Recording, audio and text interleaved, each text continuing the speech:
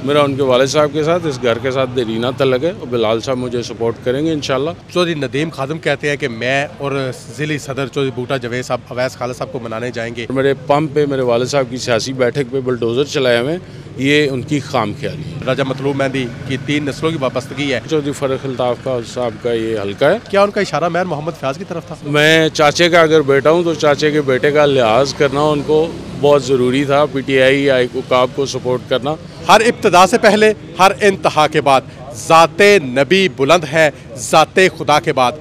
दुनिया में इख्तराम के काबिल हैं जितने लोग, मैं सबको मानता हूँ मगर मुस्तफ़ा के बाद। नाजरीन, मैं मिर्ज़ा कफ़ील बे कैफ़ी और आज मेरे साथ साबिक मेंबर सूबाई असम्बली राजा अवैस खालिद साहब मौजूद है। राजा साहब क्या हाल है? अल्लाह का करम है, बहुत शुक्रिया। राजा साहब, जिस जमात के ख़िलाफ़, जिस कैंडिडेट के ख़िलाफ़ 2018 में आप तगदो कर रहे थे, मुस्लिम लीग नून आपके खिलाफ ले आई है, क्या कहेंगे? बिस्मिल्लाहिर्रहमानिर्रहीम।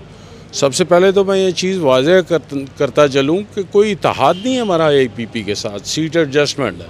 और हर पार्टी का अपना जो कैंडिडेट है वो अपनी पार्टी के निशान पे और उसके वोट बैंक पे अपने इलेक्शन कैंपेन चला सकता है और उसको जीतने का हकदार है। बाकी हमें कोई मना नहीं किया गया कहीं से पार्टी लीडरशिप की तरफ से कि आप बाउंड हैं इस सीट पे जहां निशान हमारी जमात का नहीं है।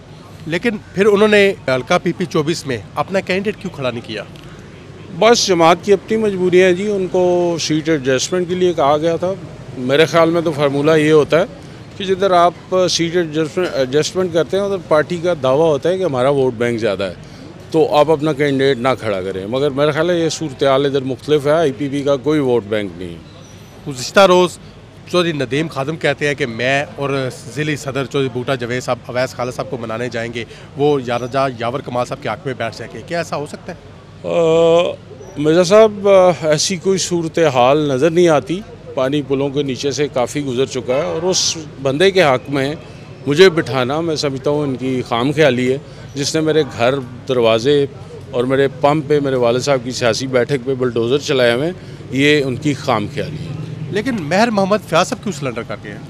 मेयर फयाज साहब भाई हैं, उन्होंने मेरे हक़ में विड्रॉ किए हैं पेपर्स और उन्होंने आज वो प्रेस कॉन्फ्रेंस भी करेंगे बाकायदा। हमारा कंसेंसस था और हम राना सनाउल्लाह साहब को बता के आए थे कि हम इस बंदे को किसी सूरत सपोर्ट नहीं करेंगे।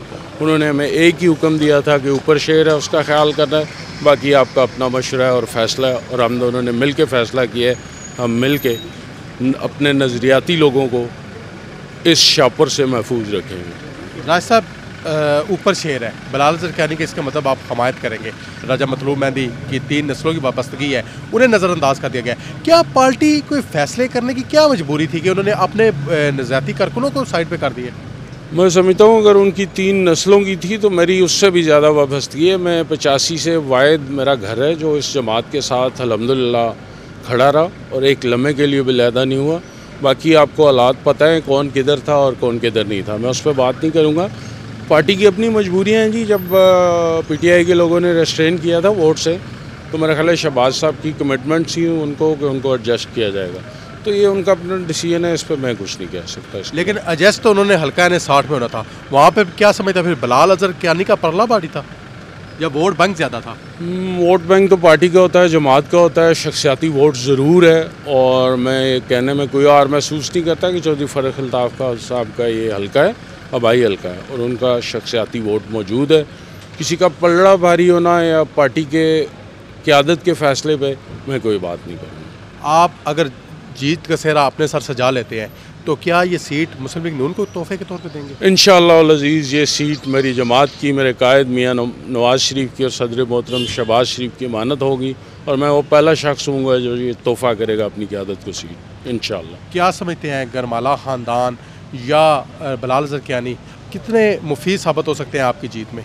मेरा ख्याल है जिस तरह चौधरी नदीम साहब ने कल जिक्र किया कि मैं शेर के इत्तेहादी के लिए वोट मांगूंगा या कैंपेन करूंगा, मैं वाज़ेह करता चलूं फिर कि कोई इत्तेहादी जमात नहीं है ना, हम एक इत्तेहाद बना के इलेक्शन लड़ रहे हैं। हमारी जमात ये एक सीट एडजस्टमेंट है, वही जैसे मैंने पहले जिक्र किया, जिसका वोट बैंक ज़्यादा होता है, जो दावेदार होता है कि मेरा इस हल्के में वोट बैंक है, तो अपने बलबूते पर इलेक्शन लड़े। चौधरी नदीम साहब को ऐसा बिल्कुल नहीं कहना चाहिए था। मेरा उनके वालिद साहब के साथ, इस घर के साथ देरीना तल्लक है और बिलाल साहब मुझे सपोर्ट करेंगे इंशाल्लाह। हम आज मीटिंग भी इकट्ठे कर रहे हैं। और अगर कोई दूसरे हल्के में कोई मुदाखलत कर रहा है being an MPA of PP25, तो ये बहुत बड़ी मिसकंडक्ट की बात मैं कहूँगा। मिसकंडक्ट कह लें या उसकी अपनी खाम ख्याली है।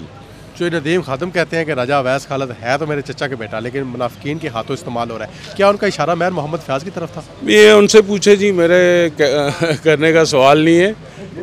खैर मैं चाचे का अगर बेटा हूँ तो चाचे के बेटे का लिहाज करना उनको बहुत ज़रूरी था। PTI या उकाब को सपोर्ट करना उनका बनता नहीं है। जो नदीम खादम का जी IPP या उकाब को सपोर्ट करना नहीं बनता। आइंदा किसी नए मौजू के साथ हाजिर होंगे। अल्लाह हाफिज़।